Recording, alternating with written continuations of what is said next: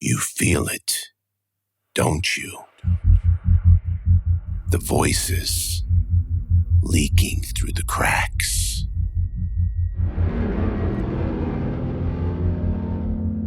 That pressure against the inside of your skull.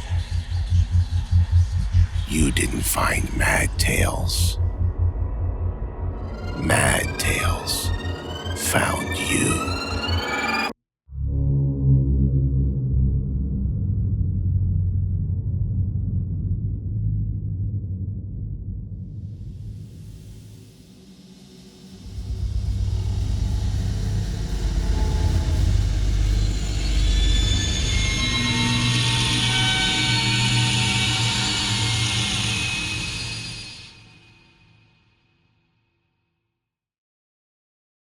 I never was one to watch horror movies.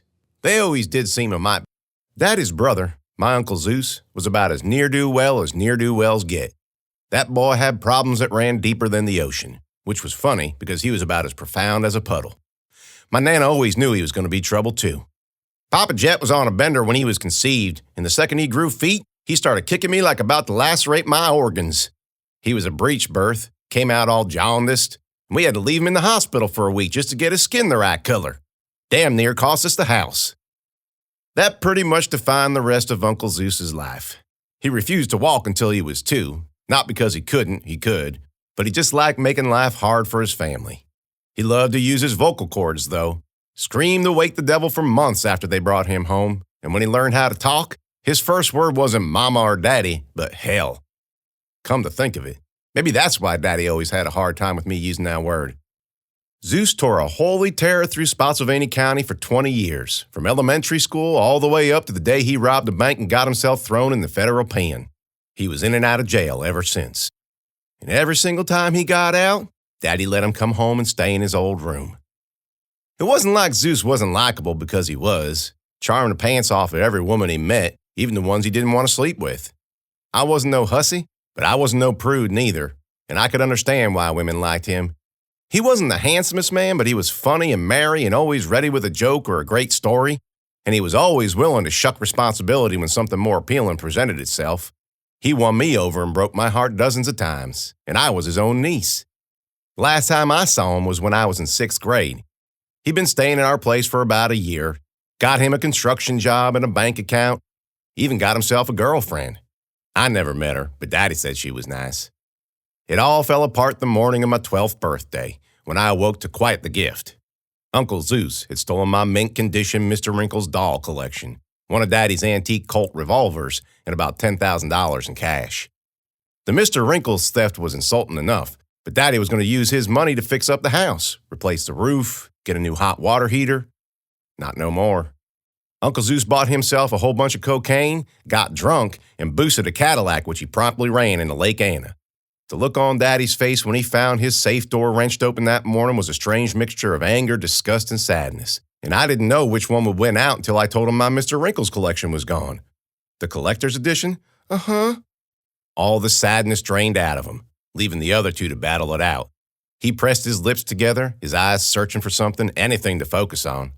I thought his head was going to explode. Then he stomped straight out of the house. I knew better than to badger him about it, but I was only 12 and I had a ton of questions, so I waited a full 5 minutes to follow him. He was in Maurice, going to town on a punching bag hanging from one of the beams. He beat that thing until his face was as red as a fire hydrant. When he'd had enough, he went over to his work table and took a tug from a bottle of whiskey. "You okay, Daddy?" I asked. "No, not yet." "You mind if I ask you a question?" "Don't suppose I can stop you."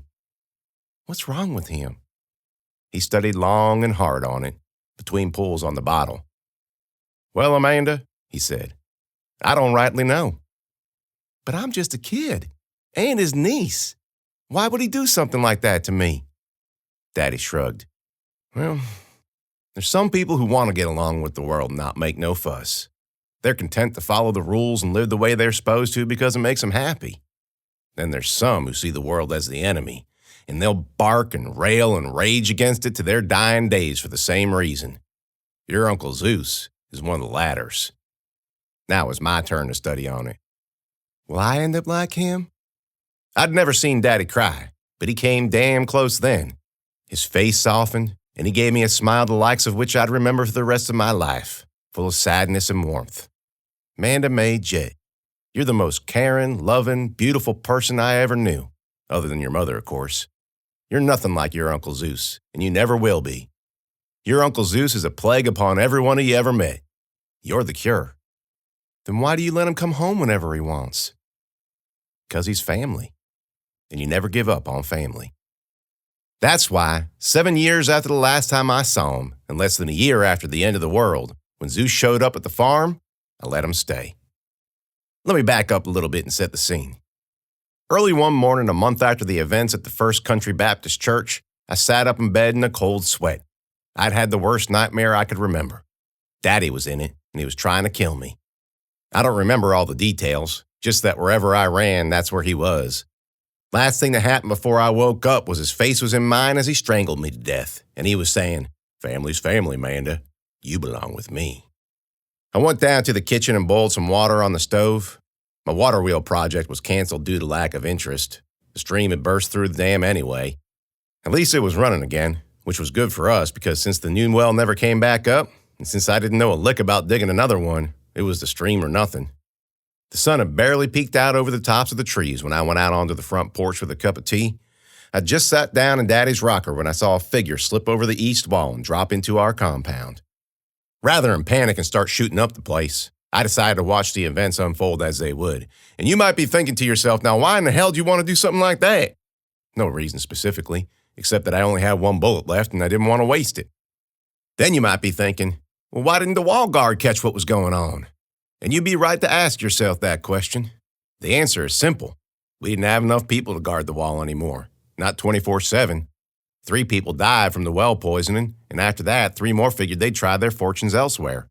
We took turns minding it at various points during the day, keeping a rotating schedule so that if we were being watched, the watchers could never be sure of when our watch was on watch. And what that meant was that sometimes we had people up in the middle of the night and sometimes we didn't.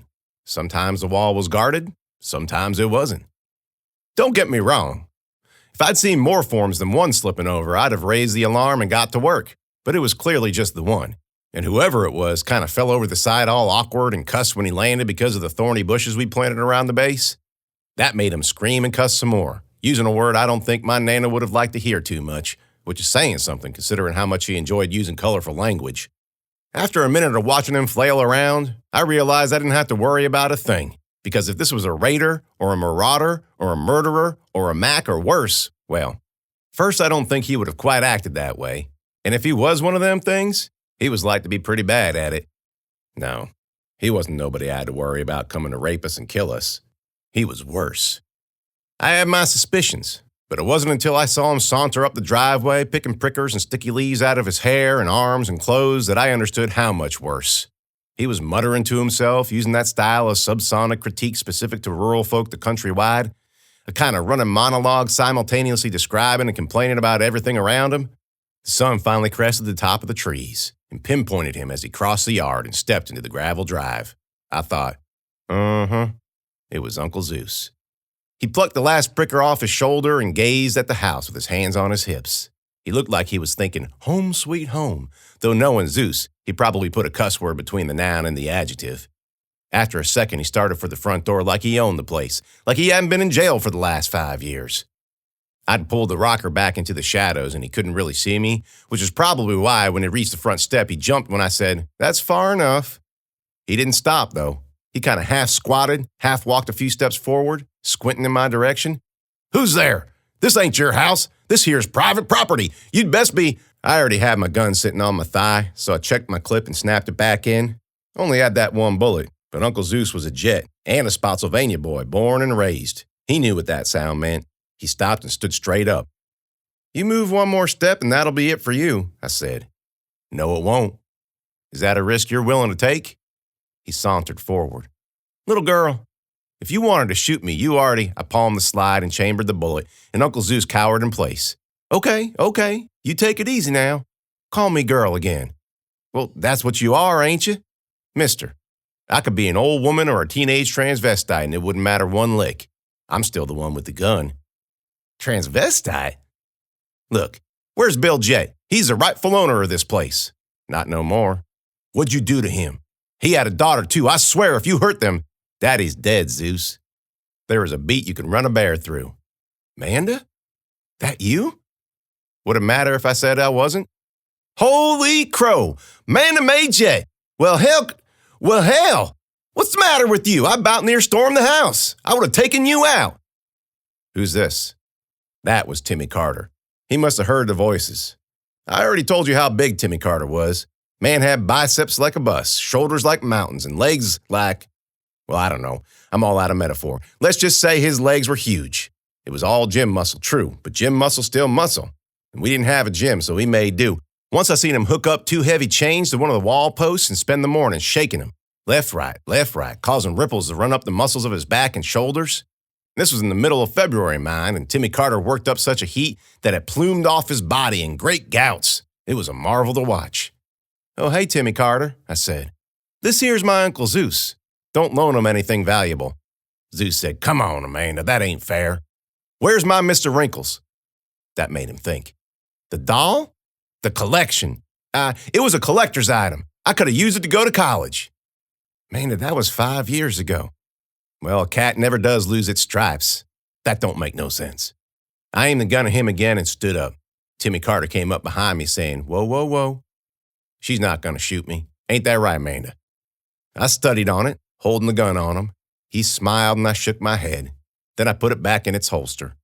Timmy Carter let out the breath he was holding and the air lightened considerable. Then Frankie showed up at the door. What the hell's all this noise? I turned around and pushed past her and into the house. Sorry, Frankie. That mean I can come in? Uncle Zeus called. No. You can't leave me out here. Just watch me. I retreated a few steps into the hall, far enough so that he couldn't see me, and watched to see what would happen next. Uncle Zeus started to walk forward like he was going to come in anyhow, but Timmy Carter stepped in front of him, and he backed off, hands up. That made me smile. Frankie came into the kitchen while I was getting the stove hot for breakfast. Eggs, again. That's the thing people don't tell you about owning chickens. You'll never want for eggs. Ours produced so many that we couldn't eat them fast enough. Not even Timmy Carter. It was our sole source of protein all winter long, and we were all getting mighty sick of them. I couldn't wait for the spring fruits and vegetables to bloom, and not the hothouse hydroponics we grew in the basement all winter, but the real deal. Salt of the earth type stuff. There's a difference in taste, trust me. I already seen some asparagus and strawberries come up. My mouth started watering just thinking about it. You can't leave him out there, Frankie said. Oh, yes, I can. You don't know my Uncle Zeus. He's a liar and a criminal. He'll bring this place down. Timmy Carter came in. You're just going to leave him out there? Oh, hell, you too, Timmy Carter? Amanda, we're down 6 people. We're going to need help with this place. You said it yourself. I pretended to tend the little flames looking at the kindling. He was right. Daddy used to hire day laborers to help with the fields. We needed at least 12 people to make the farm work during the year. I closed the stove grate with a whine and a clank and clapped my hands on my jeans. Fine. But I'll need help keeping an eye on him. He's up to something, I swear. I didn't have to worry about keeping an eye on him for too long. We found out exactly what he was scheming a few minutes later. Uncle Zeus sauntered into the house looking like the cat that ate the goldfish. It took all I could take not to punch him in the face. He seen me standing in the kitchen heading my way. Timmy Carter followed him and threw a .22 and a screwdriver that had been sharpened to a point onto the counter. This is all he had. Well, well, well, Zeus said. Looks like Brother Billy did all right for himself after all. Fixed this place up nice. The smile on his face as he looked around reminded me of a fox. Don't touch anything, I said. Amanda, is that any way to talk to family? You've been right ornery since I snuck over your little wall. You're surrounded by a bunch of people with guns, Zeus. They might not know you, but I do. And they like me, and I don't like you. So I'll let you do the figuring on that one. He shot a look at Timmy Carter. You mean Hercules over here? I faced down bigger meat than him in Petersburg. Big guys always fall the hardest. See, Zeus, that's the thing you don't understand here. In prison, maybe you got to fight one-on-one. Maybe you had that shiv or some other weapon. And maybe you could beat Timmy Carter up. I doubt it, but let's just pretend you could. But out here, in my house, if that happened, I'd just use it as an excuse to shoot you in the back of the head. Zeus whistled and laughed. Well, damn, Amanda, if you ain't the sweetest little peach. Don't call me that. You used to like it when I called you that. I'm beginning to think Billy never taught you no manners. Manners? You mean like the ones you learned in prison? He gave me a tight smile. What do you want, Zeus? Food? Water? Take some eggs and a jug and get the hell out. That ain't what I want. I followed his eyes as he cased the kitchen. You looking for Daddy's stash? Golly gumdrops if you ain't the stupidest man alive. Well, where is it? Gone, Zeus. All of it? The whole crop? When? When do you think? Before all this happened? Well, that's mighty disappointing. But fortunately for you, that ain't why I'm here. You mind telling me why then? Then Zeus did the strangest thing. He hunched forward a little and cocked his head like he was listening for something. I just about had enough. What are you doing? Shh! I looked at Timmy Carter, who shrugged. Seriously, Uncle Zeus, just give it a minute. Then we heard it. First the sound of a revved-up engine, then the sound of a massive crash, then men yelling, then gunfire. The window shattered and I hit the deck. Timmy Carter said, "Frankie," and ran off. Uncle Zeus took the opportunity to snatch his knife and .22 off the counter, and by the time I was on my feet, he was already aiming it at me. You gonna regret talking to me the way you done. Zeus marched me across the property to the gate, or what was left of it. Men I ain't never seen before were running all over the place. Fully armed men. A couple of our guys were running out of the house firing at the attackers. One was shot to bits a few feet from me. Another managed to hit one of the intruders before he got lit up from all sides. My good-for-nothing uncle walked me through it all, not even ducking, his long hair breathing behind him in the new morning sun. Storm clouds were rolling in from the west. I could see him dark and dangerous in the pink and orange sky. Timmy Carter and Frankie were already kneeled up against the wall, their hands clasped over their heads, and Zeus pushed me up against it next to them. "Mother Absalom," he yelled, "I got me some fresh meat." He turned to us. "You're going to like Mother Absalom. She's a right funky animal." One of our people, a woman named Betty, ran out of the gate, heading for the woods half-dressed. She shot a panic, looked over her shoulder, and Uncle Zeus fired off a wild shot and missed. "Come on, Zeus!" someone yelled. And then she appeared, Mother Absalom, the tallest, baddest, ugliest beast I ever seen. If Ruth Grace Hogg had an older sister, she would have looked just like Mother Absalom, gorilla arms, monobrow, beard and all. She wore her hair in a mullet mohawk. It's a thing, trust me. Had a wallet on a chain clipped to her dickies, and preferred her flannel jeans jacket sleeveless. I didn't blame her for that last one. Gorilla arms is gorilla arms, and hers was particularly impressive. And the snake tattoo she had rolling in and out of the muscular lumps of her biceps and triceps only made it that much cooler looking. And did she carry a gun? Course not. If you're going to adopt the fashion choices of a lumberjack, you better be prepared to arm yourself like one, which is why she was carrying 2 axes. Throwing axes, that is. Mother Absalom. She took 3 steps and hurled one of them at Betty, caught her in the back. Betty went down hard, bounced in the gravel, and lay there, arms out, body twitching. "If you're going to use that thing, better make the bullets count," Mother Absalom said to Zeus. She tromped over to Betty's body and ripped the axe out of her back. Then she stomped back our way, wiping the blade off on her pants. "That's your niece?" "Yeah. Manner maid yet?" "Meet Mother Absalom." "I'm sure she don't care one bit, Zeus." "Well, manners is manners." "Oh, you learned that in the pan?" "That's funny, man. I said the same thing." I guess we're just 2 peas in a pod." She stepped in front of me and scowled. "Looks like you picked the wrong man for an uncle." Funny how I already knew that. "Ha! You're right, Zeus. I do like her." "Yeah, she got her daddy's sharp tongue all right," Zeus said. "She don't watch it. I'm like to cut it out." "Oh, come on now. I'm sure that won't be necessary." A few fat drops of rain splattered in the dirt. Timmy Carter and Frankie were looking west at the clouds. They were closer now and darker. I'd never seen a storm move in so fast. "Looks like we're going to have us a goat drowner," Zeus said. Mother Absalom laughed. "Goat drowner? I like that." I said to Timmy Carter, "Get ready." "Shut up, girl," Mother Absalom yelled. She backhanded me so hard my teeth clacked. If you don't know it already, I was getting awfully sick of everybody calling me that. But my feelings about the matter were trumped by the sight of the last one of our people, a man named Vernon, dashing out of the gate. He took a pot shot at Zeus and Mother Absalom, and it went wide. And as he backpedaled, Mother Absalom whipped her axe at him fast as a snake strike, and it thudded right into his chest. He fell dead on the spot. Mother Absalom tisked as if she didn't relish the task. "That was a shame. That there was a strong one. Could have used him." She looked down at my face with an expression that was almost regretful. "You know, usually I try to say something smart in situations like this. Take my time, draw out the suspense. I don't feel like that today. She took out her second axe and twirled it in her hands. For the first time in my life, I seen a mote of doubt ripple across Uncle Zeus's face. Hold on, Mother Absalom. What do you want, Zeus? This wasn't part of the deal. Yeah, well, I changed my mind. It happened so quick that I didn't even have time to react. Mother Absalom stepped toward me and raised her axe over her head. I closed my eyes, and Uncle Zeus said, "Wait, no!" And then a sonic boom sounded from the west, hit so hard that it shook the ground. The mulleted crazy woman standing over me stopped. The hell was that? We all craned our necks toward the sound. A black line of rain was rushing toward us, a wall, really, advancing like nature's stormtroopers. Lightning flashed inside its core, and the rumble grew louder and louder, and trees cracked as the wall ripped forward, and I was brought back to 2 months before when I first met the girl out in the middle of that blizzard. I knew what was about to happen, and the worst thing was I couldn't do nothing about it. We were already backed up against Daddy's wall. Frankie had the right idea. She hopped up to her feet and ran. Mother Absalom spun around and launched the axe at her, but Timmy Carter rammed her knee with his shoulder and the axe flew strange. He didn't have to do that, though, because the wind picked it up like it was a toy and blew it up and up and up until we couldn't see it anymore.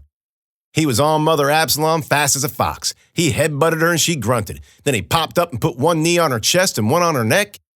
Mother Absalom wasn't one to be easily subdued, though. She punched him right in the balls, and he keeled over to one side. Then the storm was on us, and with it, the two black balls roared across the landscape, tearing up the earth. Lightning zapped the wall in 3 spots, and it exploded with shards of wood and metal. A group of Uncle Zeus's men was impaled. Mother Absalom, who was on her feet now, standing over the prone figure of Timmy Carter, was sucked into the sky, followed close behind by Uncle Zeus, then Timmy Carter, then me. I don't know if any of y'all ever been sucked into the sky by a super mega death ball storm, but it feels a whole lot like being an ant in a clothes dryer. I was whipped around in all directions, this way and that, and my neck felt like it was going to break clean in two. Those of you who think it was anything like being Dorothy in The Wizard of Oz have another thing coming. First of all, she was in a house, and second of all, that was a book, dummy, and a fantasy book written for kids. Ain't no way it mimicked reality in the slightest. Mother Absalom whipped by, screaming and spinning like a top. Timmy Carter passed me next, twisting and tumbling. I might have seen Uncle Zeus, but couldn't be sure. Chunks of rocks and dirt and trees zipped all around us. A hunk of earth struck me in my bad leg, and it felt like the old fault line cracked. Then Uncle Zeus really did fly by, screaming all kinds of filth he probably learned in prison, at least until a tree branch hit him in the head and knocked him out cold. Then the winds died down, happened abruptly, like we'd hit a wall. We dropped in stages, 100 fast feet at a time, stole the breath from my lungs. And if that wasn't scary enough, the rain and clouds started clearing up, and I saw what was going to happen to us. There was a hive sitting in an open field, its pink and green flat pulsing in the dying storm, and we were heading right for it. The wind turned from feral to focused, and I found myself shooting along a tube, funneling me directly into it. I thought about the prior fall when I blew up my first hive with a stuffed dog crammed with explosives. I thought about the first time I killed a Mac, Seb-Mac, that little runt. And I thought about poor pregnant Lynn and Charlene and Dez and Gomez. Maybe this was finally payback for all the wrong I'd done to them, even if they were the enemy, even if they were trying to kill me first. Oh well, there was nothing to do about it now. I shot into the hive's opening with a wet slurp. At first it was dark and warm and smelly. Smells like roasted goat shit, Daddy had said at one time. He was not inaccurate. Little by little, the smell grew worse. Or better, I couldn't tell. Was I just getting used to it? And then my brain, realizing how bad it was, reset? I was on my knees and my hands and feet were bound by something soft, slick, and slithery. I heard a sniff and some movement and realized that there were other people in there with me. "Hello?" I said. "Amanda, that you?" "Great. Uncle Zeus." "I just about hoped you were dead, Uncle Zeus." "Now that's just hurtful." "Well, it's true." "Well, I can't say I feel the same about you. You shouldn't take this personal, you know." I laughed. "Huh! Which part? The sneaking into my farm and being a lying jerk part, or the killing my friends and trying to kill me part? You always were a smart little princess, you know that? I never knew why Billy didn't take a whip to you. Probably because I'd take that whip away and beat him with it." Now it was his turn to laugh. "That's what I'm talking about right there. If you were you can stop right there, Zeus. I ain't your daughter, and I never will be. You as cold as a witch's titty, girl. And you're as stupid comes." He snorted, and that's where we let it lie for a time. Gradually, the darkness gave way to a sickly green light. and I saw that we weren't the only ones in there. We'd been stored in some kind of circular chamber, the walls of which breathed and pulsed, like the lungs of an animal, which, I guess, it was. The green was warmed by pink all of a sudden, creating a color combination that I'm sure only the homeless or drunk people was familiar with. I could see a lot better, though. All around the chamber were other people, all of them up on their knees, just like me. Some of them were alive. Some of them were so decomposed that they was little more than skeletons. And there were some weird skeletons in there, too, bodies and shapes I'd never seen before. Zeus was opposite of me, Timmy Carter between us to the right, his head hanging on his chest. Mother Absalom was between us on the left, and she was coming around. If I was at 6 and Zeus was at 12, Timmy Carter was 3 and Mother Absalom 9. I wondered if this had been done for a reason. "What in the holy horseshit is all this?" Mother Absalom muttered. She read the room, saw the dead and the living, and the weird skeletons too, and a sneer formed on her lips. "Zeus, you got to—" "I'm working on it." "Well, work faster." The pink and green lights pulsed on and off in a clear rhythm, accompanied by an electric hum that rose and fell. Then an opening formed at my one, first a line with folds, then lips, then a hood, then the opening itself. The smell grew worse, stronger, accompanied by a squelching sound and, even worse than that, scrabbling and chittering, like a horde of insectile crabs was stampeding our way. And wouldn't you know it, that's exactly what poured out of that slit. Dozens of insectile crabs. Crabs by themselves is insectile enough with them eyes on stalks, but these ones scrambled about not just on crazy crab legs, but also on what looked like dozens of little feelers in the bottom of their bodies. I didn't pay too much attention in biology, but I knew enough to know that that wasn't right. Didn't help that they was covered in white fur neither, like polar bears. All in all, it was, by definition, the creepiest thing I ever seen. Then they started eating everybody. Swarmed the first body they seen and picked it clean like crab things swarming a body, I guess. Fortunately, it was a dead body, but that didn't mean it wasn't the most god-awful sound I never wanted to hear. There's a condition called misophonia. I learned about it in psychology. Have you ever been driven crazy by sounds? Maybe the sound of people eating makes you want to stab them in the ear? You got yourself a bad case of misophonia. People eating don't bother me, probably because I'm pretty bad about smacking and slurping and chewing and gulping myself. But hearing them crab things smack and slurp and chew and gulp down all them dead bodies made me study hard on developing myself a case of misophonia. Then they hit the first live person and it got exponentially worse. I don't think I have to explain how adding screams and cries and moans and pleading to all the other stuff would create an untenable listening situation. They made their way around the circle counterclockwise, and it looked like Mother Absalom would be the first of our little foursome to be eaten. "Zeus!" she yelled. "I said I'm working on it." They finished the dead man lying next to her and scrabbled over. "Zeus! Almost there!" It was too late. They were on her. Zoomed over that gross breathing floor and started on her feet. She was screaming and cussing. Daddy would not have approved. Then Zeus popped free, wielding that shiv in his hand. He waded into the melee, stomping and kicking and sweeping them things off her. They scattered, unaccustomed, I assume, to any sort of resistance. Zeus reached behind Mother Absalom and cut her loose. She fell flat on her face. Based on the way her legs looked, the missing chunks and the associated bleeding and such, falling on her face was probably the most appropriate reaction. Shouldn't have bothered me one bit, not after what she'd done to me and mine, but it did. See, that's the difference between a person like me and a person like her. I feel empathy. The crabs regrouped and moved on to the next easiest target, that being a dead woman lying next to where Mother Absalom just was. Meanwhile, Zeus dragged her to the center of the chamber. Then he came over to me and started cutting away at my tentacle binds.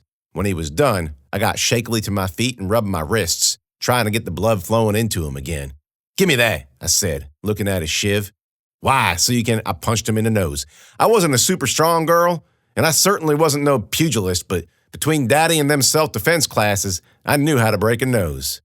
"Ow! God damn it, Manda!" Zeus's hands flew up to his face, and as the blood poured down his chin and between his fingers, I pried the shiv out of his grip and set over to Timmy Carter, who was still passed out. "You broke my nose!" Zeus yelled. I cut the tentacles off Timmy Carter and tried to catch him as he fell, but that man was too much muscle for me. "Well, that was the plan. I just saved your life." "Give me a break, Zeus. Help me with him." Between the two of us, we managed to drag him over to the middle of the chamber next to Mother Absalom. Then I set to stabbing and ripping apart the wall. Zeus joined me. The crabs picked up speed, moving from body to body faster and faster, and before long, they'd be on us again. I cut a fist-sized hole in the side and punched all the way through, and fresh air filled the hive, and oh, I'd never thought I'd smell something as clean and clear and wonderful as that. I was about to start ripping more hunks out when the crab things all stopped, perking up their eye stalks as if they'd heard a silent alarm. Then they filed as one toward the slit in the wall they'd come out of and disappeared into it. Zeus and I stood there watching it, amazed, then shared a glance. "That don't seem good to me," he said. The green and pink lights warmed up again, and down through the top of the chamber a form appeared, feet first, then legs, then torso, floating down to us with its arms spread out, palms up. It was Daddy. He looked at me and Zeus when he landed, a beatific expression on his face. Then he held his arms out to me and said, "Manda." Zeus said, "Manda, don't you move. I ain't going nowhere." Because that wasn't Daddy. I knew that. It might have been a thing that looked like him, just like the thing that looked like my mama, but it wasn't him. If I went over, he'd unhinge his jaw and send another nest of tentacles out at me. And I'll tell you what, I'd had enough of people with nests of tentacles in their mouths sending them out at me. Daddy's smile twitched. He looked down at Timmy Carter and Mother Absalom lying unconscious on the pulsing floor, and with a twitch of his hand, he flung them to either side of the chamber. Their eyes flew open and their bodies went rigid, and I could tell they were trying to scream, but no sound came out. Daddy turned that smile on me. "I just want to talk, Amanda. You probably know that I didn't care a lick about Mother Absalom, but Timmy Carter had become a good friend to me over the course of the past year. He was as kind and capable a person as anybody would ever want to meet, and seeing him suffer like that at the hands of a monster that not only killed my daddy, but had the gumption to take on his skin, boiled my blood, if you know what I mean." I palmed the shiv against my forearm, feeling the point of it press into my skin. "Okay," I said, "but put them down first." Daddy smiled even wider. "Okay, Amanda. Anything for my sweet little pea." He dropped his hands, and Mother Absalom and Timmy Carter dropped. "Amanda, don't," Uncle Zeus said. "Shut up, Uncle Zeus." And I started walking across the floor, trying to ignore the squelching my shoes made. Daddy held his arms out to me now, a soft expression on his face that, if I didn't know any better, I might have mistook for love. But it wasn't love. It was greed. "That's right, girl. Come to me. It'll all be over soon." I closed my eyes when I reached him, let his arms drape around me. But before he could complete his embrace, I brought the shiv up behind him and jammed it through the back of his head. He squealed and twisted, and the blast of power shot out of his hand, sending me flying backward. I hit the wall and fell, but it didn't knock me out. That was the Hive's one serious design flaw. Everything was soft and given. I got up on my hands and knees. Daddy was twirling around the chamber. He grabbed the shiv and yanked it out of the back of his head, and green, slimy fluid spewed out of it in a torrent, and then it was his turn to fall to his knees. He stayed there, staring at us. He burped up some green stuff that stained his mouth and ran down his chin. "You're all going to die.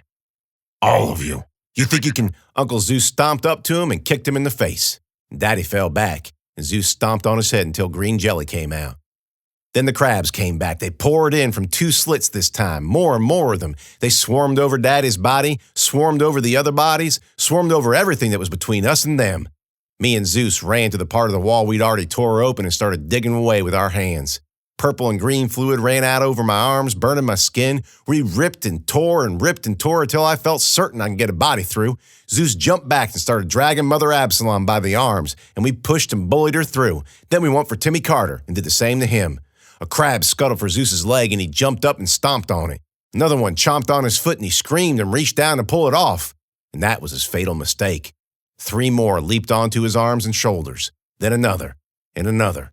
I knocked one off, but it didn't do much good. Zeus turned to me, a look of profound surprise and regret on his face, and said, "Amanda, go." "But, damn it, girl, go!" He turned around to face the throng of monsters flowing like an ocean toward him and threw himself in the middle of it all, and they swarmed. Mother Absalom was dead. Bled out from her wounds, I guess. Timmy Carter, thank goodness, was not. He was shook up, lightheaded and sick, but he had an area injury on him. The storm had brought us clear to Caroline County, a few miles south of Lake Caroline herself. I knew exactly how to get back, but with Timmy Carter being injured again, It took us more than half the remainder of the day to walk home. Not that it mattered. The walls were completely destroyed, and the barn, and Maurice, and the house too. Mother Absalom's men and our people lay dead all over the torn-up fields. Timmy Carter searched and searched for Frankie, calling her name until he went hoarse, but she never showed up. We never found her body, neither. I fell to my knees in front of what used to be my front porch and looked around at the destruction, dazed. I had no idea what to do next.